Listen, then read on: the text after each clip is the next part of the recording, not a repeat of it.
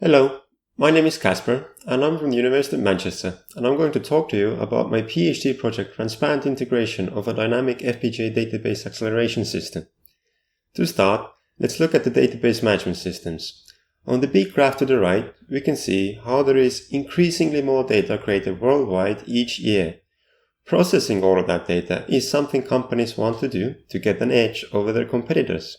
So we should look into speeding up online analytical processes in databases.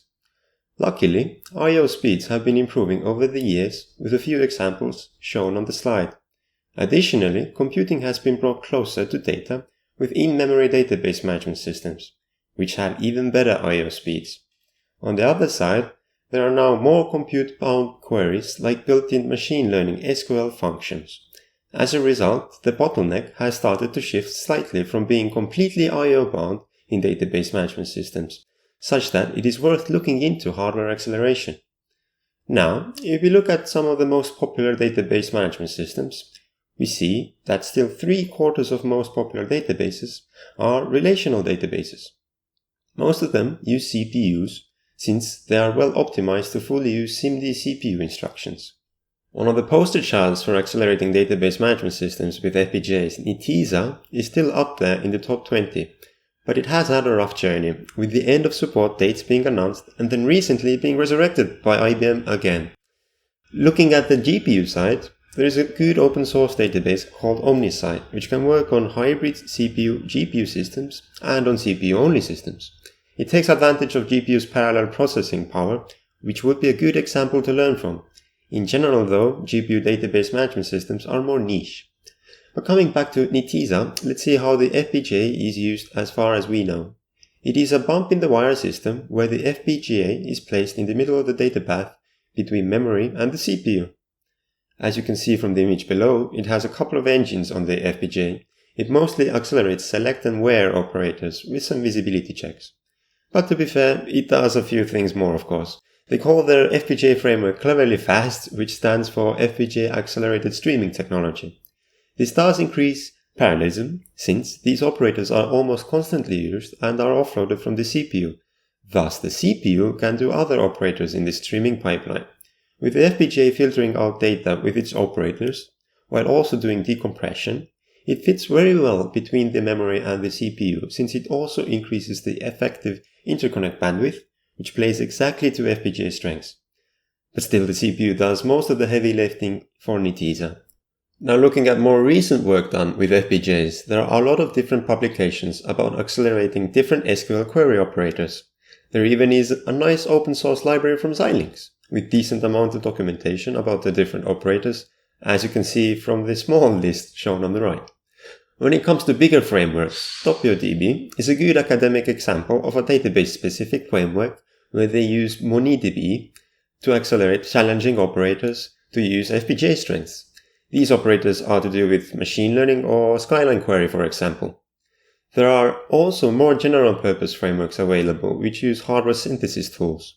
One appropriate example would be Glacier, which does exactly what it said on the tin, synthesizing hardware from queries. But looking at these, we can see that these solutions are all rather static, and fully reconfiguring the FPGA between different SQL queries takes a significant amount of time. These static frameworks can be improved with partial reconfiguration functionalities. First, we need a library of modules, as we saw on the previous slide. Then we can slot these modules, as needed, into a partially reconfigurable pipeline. A similar system, as shown below, has been proposed before. We can see that the host system will have the following: a database management system, the FPGA manager, which deals with configuring the FPGA, and in the memory we have the database data with the library of modules. Then the data gets pumped through the pipeline of modules on the FPGA to get our results. Let's look more closely at the database management system for a bit to see how it can help us to configure the pipeline. First, in the parser, the incoming query is translated into tokens. Secondly, the query rewrite reorganizes the tokens for internal data structures in the database management system. Then the optimizer creates a query plan, and that query plan gets sent to the query executor, which then finds out the query results. All of that is seemingly pretty simple. In reality, some of these systems have decades of engineering effort to make them as fast as possible. So one of the main ideas for this project is to use that already golden optimizer and extend it. Then we can have a dynamic pipeline-like system from the previous slide and have it be configured by a query plan generated by an already established database management system. But what exactly is in that query plan? Well, in PostgreSQL, there is an explain command which shows the query plan as shown on the right. There is no need to look deeply into the image on the right, but it shows the operator selection and order. You might also notice that each operator has a cost associated with it.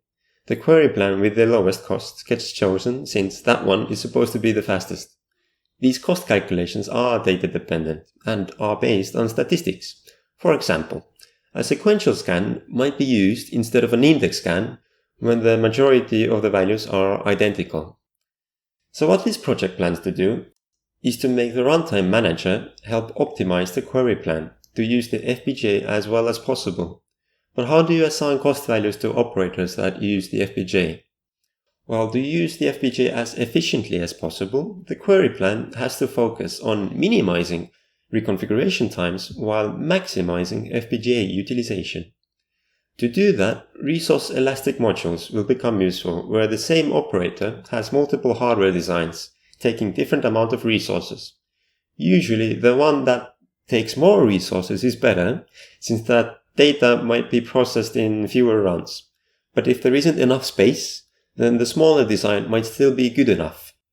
These decisions have to be checked for viability, such that everything fits as expected. And in the end, the optimizer will be able to select query plans which could use the CPU or the FPGA for different queries. Once we have the query plan, how do we actually run the FPGA? Well, to start from code, we first configure the bitstream with the correct modules. Then the DMA and the selected modules will have to be configured according to the different streams of data that they're going to receive, and then we just need to start streaming data through the FPGA. To actually configure the modules, each data element has to have an ID, such that we can tell which signal should be used in a compare function, for example. This enables further optimization avenues because we can run multiple mutually exclusive queries at the same time, since some modules could completely ignore certain IDs and just pass the data through. Furthermore, we could also configure for next queries live when there are still some streams running. To summarize, making a dynamic pipeline in a transparent way that extends an existing database management system helps create an ecosystem that can easily configure FPGAs in an efficient manner. When everything goes as planned, the FPGA will basically provide a free performance boost, since the user wouldn't need to have any in-depth knowledge about FPGAs. Furthermore, with this project, we can quantify partial reconfiguration costs. With these, we can find out the best appropriate times to use partial reconfiguration.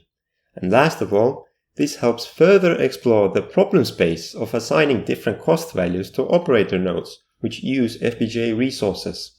This helps make better decisions on how to run queries faster because we use information only known during runtime. That in turn helps build more flexible and durable systems.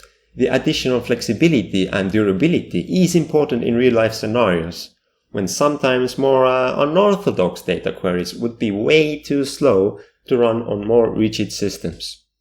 Thank you for listening.